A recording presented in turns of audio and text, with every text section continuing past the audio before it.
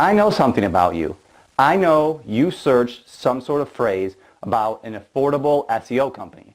So I'm going to assume that you're looking for an SEO company and you want it to be an affordable one. I know I'm a genius. So I'm going to use my genius abilities to teach you some secrets and methods about choosing a right SEO company. That way you can actually get #1 in Google for your target keywords for more traffic, leads, and sales to grow your business, and of course in a 100% affordable way. Now, who am I and why should you consider listening to me? Well, my name is Mike Pyatt from Triple Your Traffic, also known as TYT, a digital marketing and SEO company. Yet the thing was, I wasn't always an SEO company. I didn't know anything about SEO, and when I first started, I was in a very similar position, just like you, wanting to learn more about SEO, wanting someone to do the SEO, to rank organically for the positions for Google, to grow my own business. I was actually a radiographer at the time, meaning someone who takes x-rays. And I started listening to Tony Robbins and self-development, and he did an interview with Jeff Walker, who did internet marketing. So I started learning about internet marketing, and I realized, okay, I need a product to sell something on, online, and that's why I wrote an ebook about how to become a radiographer. And I started selling that and realized, okay, I need to learn a lot more about traffic, so I need to actually get people to order to my website in order for them to buy the book. I first thought, oh, I'll put it up online, make a bunch of money, and that's it. Well, as you know, that's not how it goes. We have to put all these systems in place of copy, persuasion, and traffic sources such as SEO. So when I first started out, I started with pay-per-click, AdWords pay-per-click. But that was too expensive and wasn't really working, so I kind of figured about this SEO thing, search engine optimization, a way to, rank and do things to rank organically. So I said, that sounds a lot better, a lot more traffic. And at first, I only didn't even want it to be affordable. I actually wanted it to be free. I figured, hey, I could just do all the costs. I could tweak my own website. I could, link and promote it and do it myself, and it would be free, not paying myself. So I started buying all these courses and learning all about SEO, and I tried it for years and years with no results. Nothing was working. Maybe a little bit here and there, but nothing like the business growth that I wanted. Till one day I figured out a way how to do SEO predictably and in an affordable way, which I'll explain in a moment. So I figured out this way, but all in all, what I realized was that SEO wasn't free. There's actually a lot of cost to build up a portfolio of sites, to get all the content created, to promote it, and all these different things, having the team in place, these tools. It actually took cost, but it can be affordable and it can be very, very profitable if done correctly, which again, we'll get into in just a moment. So I learned about SEO. I learned that, I want it to be free, I want it to be affordable, but it was actually a lot of cost, but it was still profitable, but I learned a way to make it work. All in all, that market was a little bit too small, so I went on to a next market. I said, what else can I teach? What else can I sell? And I said, a lot bigger market is how to write a book. So I wrote a product on how to write a book. Now that I wrote that first book, I took the results of how I did it and all the notes and structure and system of how I wrote the book and then sold that as a program. And I did the same SEO process, and I ranked for how to write a book. So in the third spot or the second spot for years till I sold the business. So that same predictable ranking strategy worked. But that market, all in all, it was more people that wanted to write their story and their characters, and I wanted to teach about information, about writing a business book or a book on information. So I moved on from that market, sold that website and business, and then I really didn't have anything going on. So I went to a Toastmasters to learn more about public speaking. I knew in the future that's going to be a skill that I would always need, is to be able to public speak and just communicate well as best I can. Hopefully I'm doing an okay job here communicating thus far, and hopefully it'll get better as well.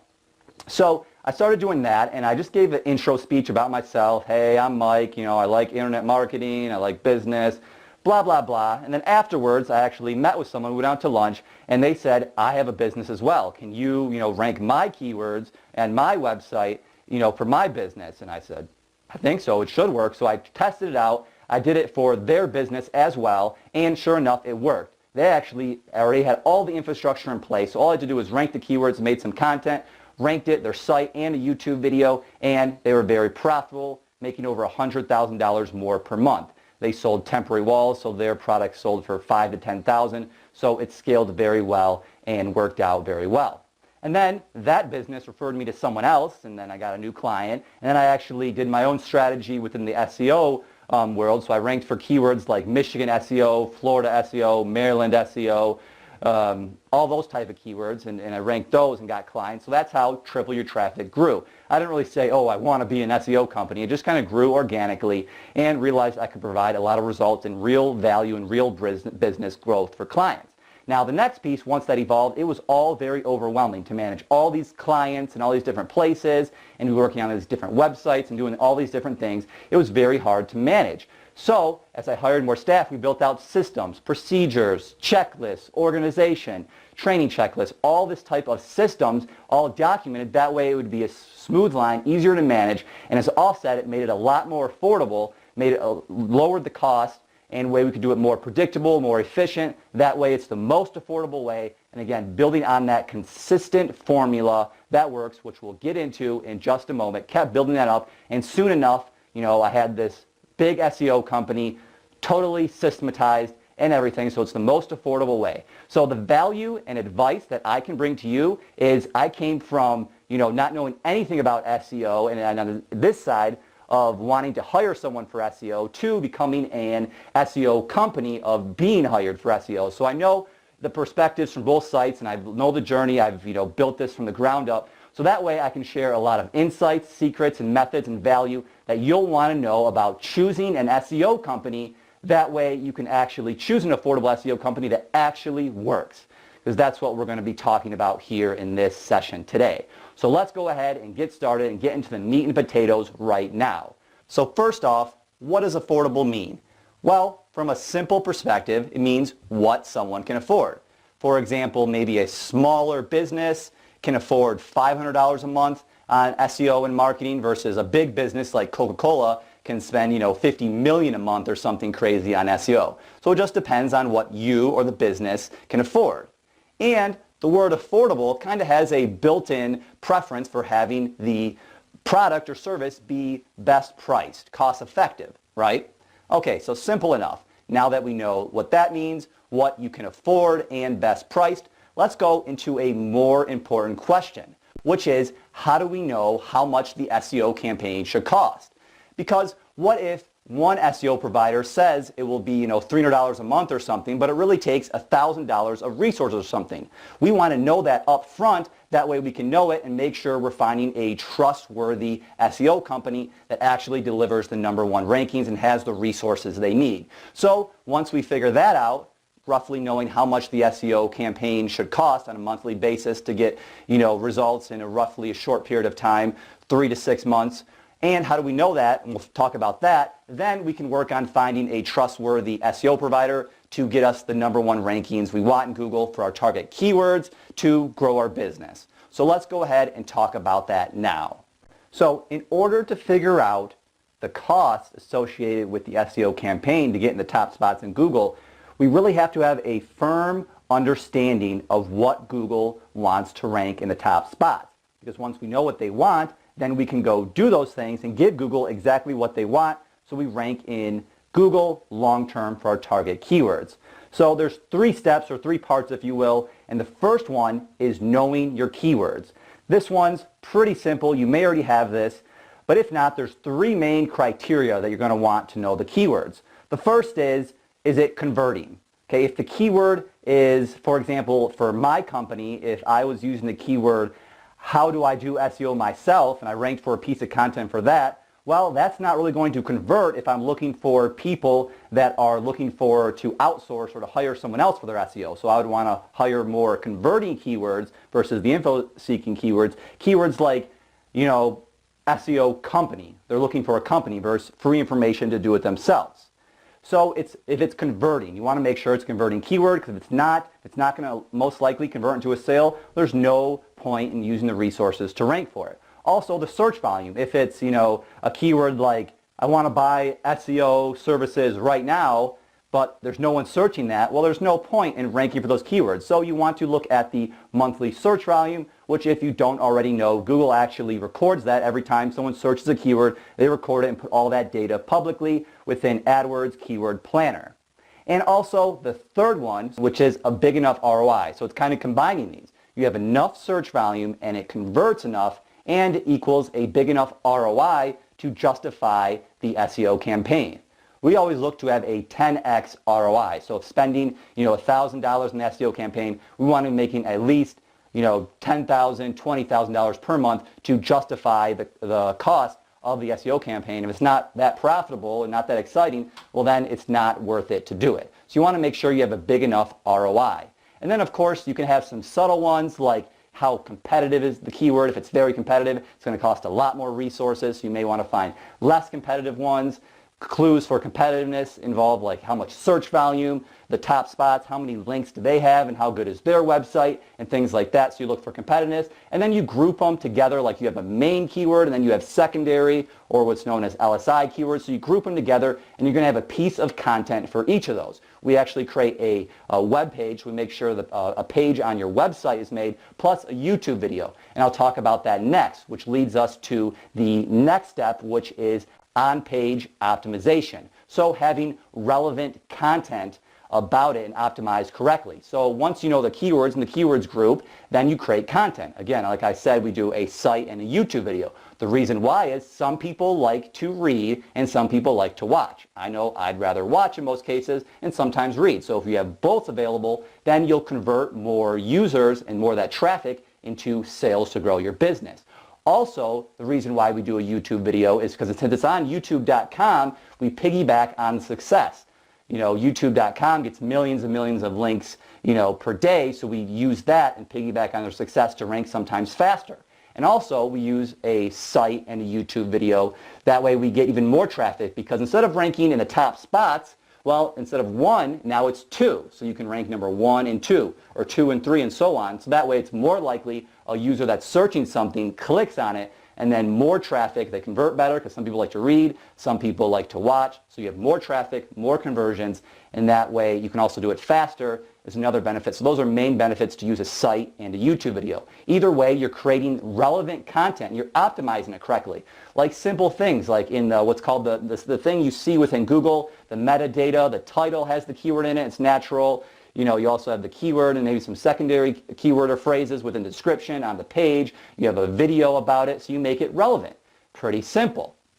And then the third step, which is a lot harder to do, is to create links. So that is incoming links because we're giving Google exactly what they want. So Google wants you to know your keywords so you can create content on it and promote it correctly. And then they want to have the optimized content, so that content in place optimized correctly because they want users to search it and it's specifically about their topic, so the user goes, wow, this is exactly what I wanted. And therefore they come back to Google, keep using it, and Google grows and makes money by people clicking their ads. So they want the specific content. Now the thing is, in today's age, there's millions and millions of pieces of content, right? So the question is, how does Google know? They can only put the 1 in the first, 1 in the second, third, fourth, and so on. Out of all these content about the specific keyword that all these people make, well, how do they know which one to rank first, second, and third? How do they know which one is best? Well, there's a lot of different criteria, but one of the main criteria is links. Because Google knows that just naturally, if a website's popular, it's going to get a lot of incoming links. People are going to link on it. A good metaphor you can think of is links are like votes for like an election to win something. Okay, the more votes you get, then the higher up in the search engines. But nowadays, that metaphor is kind of diluted or is not as effective because it's about quality votes. Not all votes are created. In the past, you could just make a tons of links and stuff and you would rank pretty quickly. But now it's more about the quality of the links and the authority power of the links, which we'll talk about in a second. First, you have to know the 4 types of links that you'll need. The first one is Web 2.0s. These are free website builders such as WordPress, Tumblr, Weebly, things like that you can build it up. And these give, site diversity, pretty simple, not that powerful in ranking, but they all together in the strategy is what they work. And also the next is citations. These are local business listings, kind of like either Yelp or Foursquare or yellowpages.com or yp.com and Google Plus or Google Local Listings or Google My Business. And there's over 250 citations of all these citations because Google always wants to rank the most trustworthy sites. So just naturally, a big business that's trustworthy, people are talking about, it grew, it has citations over the web. So you're going to need citations as well. Make sure those are all organized and done correctly as well. And the third type of link is social signals. Okay, it just makes sense. If a website is popular, then it's going to be shared on Facebook, Twitter, and Google Places, all these social websites, and they'll share it, and that's the third type of link. So you'll need those as well. The fourth is what we can call authority links. Authority links are the most powerful, and it's going to give the most boost to get to your content number one. And of course, it's also the hardest to get. So what are authority links? Basically, what authority links are, or it's a web page or a website, whether it's the home page or a site, that already has links coming to it. So it already has popular sites linking to it, and then that website links out to your website. Now, you have to be very, very careful when talking to SEO providers and people that do SEO about getting authority links, because what I've noticed, some people will say they get authority links, but they're actually fake authority links. They're not actually real. And they may be intentionally trying to trick someone, or maybe not. They may think they're real, but they're not real authority sites, not real authority links, and therefore they don't actually work. So what I'm talking about is, let's give an example like WordPress.com. Okay, very popular website. If we go to majestic.seo.com or majestic.com, a free tool that kind of grades how popular these websites are and just these metrics of trust flow and citation flow. You know, it's getting tons of links, high trust flow, high citation flow. So it's a very authoritative site, WordPress.com. And anyone can go to WordPress.com and build a free website. So I can put Mike's Amazing Blog, .wordpress.com, make it and create a link right to my website or anywhere I want right away. And I can say I have an authority link because, I built it on this authority website. The thing is, that's not actually going to pass the link juice or pass the linking power to increase the content in the search engines. Because WordPress.com, while it has tons of links to the homepage, there is no connection between the homepage and that page that was just created to link out to either your target content or whatever the target content that wants to be ranked. It's what's known as SEO as an orphan page. There's no power, so it's not going to work. What you need is a true authority page, or actually a true authority site, or that page that actually has incoming links that's then linking out to your content. Now, how do you get authority links? Well, there's two main ways.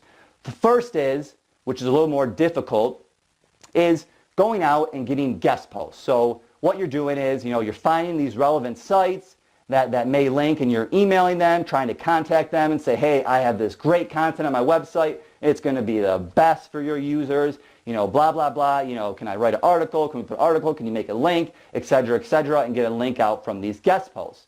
Now, the thing is that's what everyone's doing. Everyone's finding the most authoritative websites that allow other people to post on it and trying to get their posts. So it's like, does your email even get to their inbox, or does it go right to the spam? Do they even read it? Okay, if they actually read it, then, do they actually say, okay, yes, and actually do it, and then keep the link, and then that page that they create, does that actually get links and pass the link juice and have a connection of some sort to actually pass the link power to rank your content? So the success isn't in our control doing it that way. We have to do thousands and thousands of outreach emails, this whole entire system. And what I found from my experience, that never worked. I was putting my success in someone else's hands if they want to say yes or not, and then keeping it. And it was a big deal, and it never really worked for me. Now I found another way, which I alluded to in the beginning, that I want to reveal to you now, which is creating your own portfolio of powerful domains that you own or someone else owns that builds for you and can link out to your target content to pass the link juice to actually rank your content, and you can have these within moments.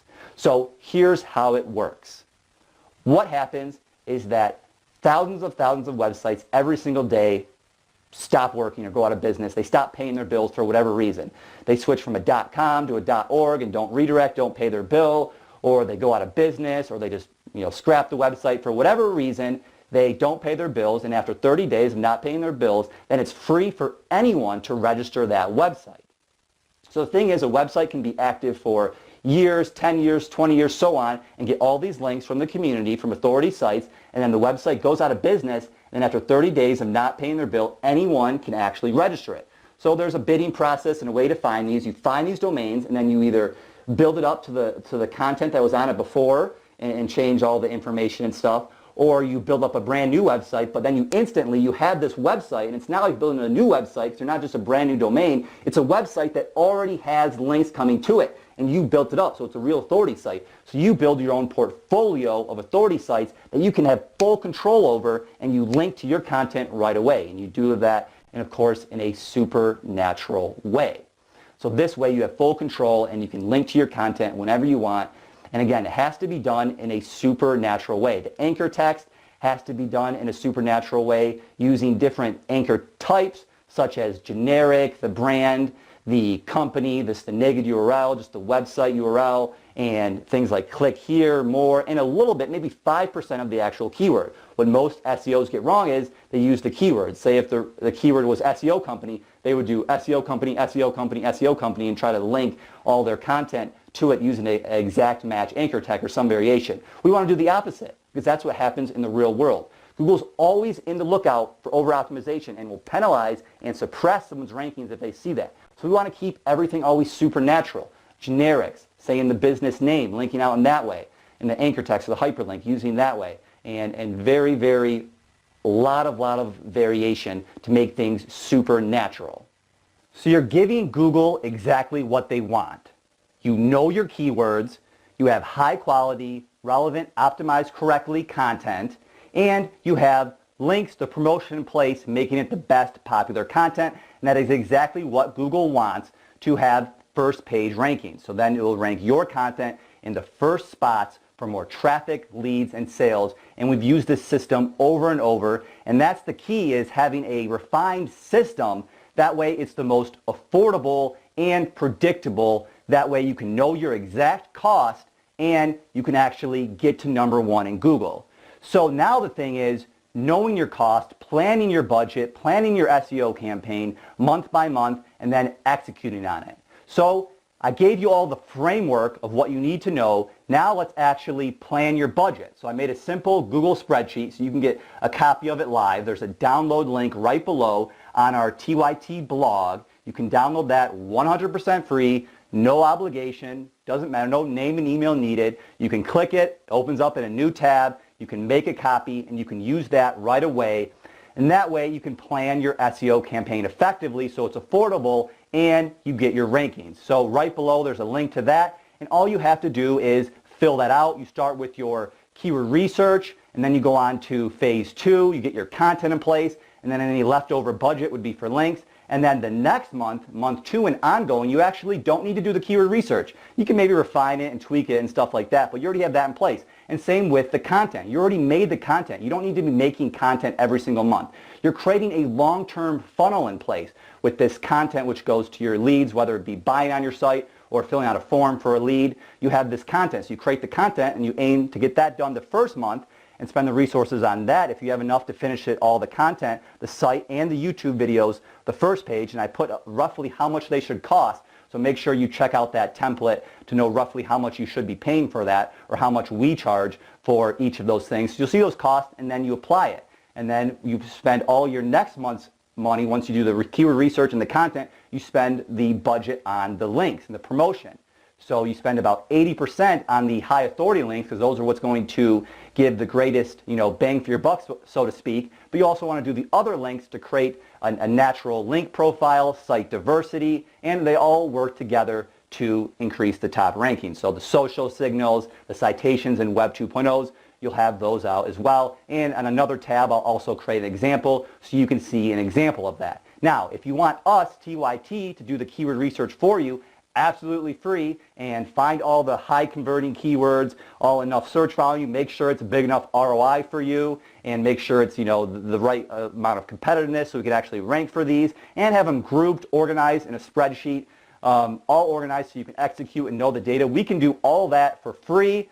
All you have to do is fill out the application form right below on our website, and there'll be a link below for that for our video, and we'll do that right away. It's our free SEO action plan, and we'll actually describe this plan in more detail and give you some more secrets and insights and methods that we just couldn't go over here. So if you're interested in that, getting your keyword research done or redone to have a second look at it, and to know the plan, exactly how much content you need, exactly how much links you need, et cetera, and what it would take to rank, so you know the exact cost, That way someone can't, pull the wool over your eyes or whatever the metaphor is and trick you and not have the SEO campaign work. So you can know the cost, make sure it works, and know more details on the plan and have that keyword research in place. So no matter what you do, if you choose us to do your SEO, you choose someone else, you do it yourself, a combination of everything, whatever you do, so you have that as a starting foundation to really grow your business and put that profitable lead source in place using SEO. As always, if you have any questions, just let me know, let us know right below, leaving a comment on the YouTube video or on our website or our contact form or with the application. You can fill out a message as well. Anything you need, we're here to help. We really do want to help. We enjoy creating this content for you to actually help you grow your business, to know more about SEO.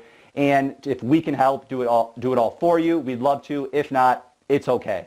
We're doing okay, and I hope you're doing okay. And either way, we do want to help. So if you are interested in that, go ahead, fill out that application by clicking the link below and filling out your name, your email, your ROI, your website, so we can analyze it, and any keywords you want for the starter keywords before we do the keyword research. So that's the next steps. Take action, fill out that budget, go to that form.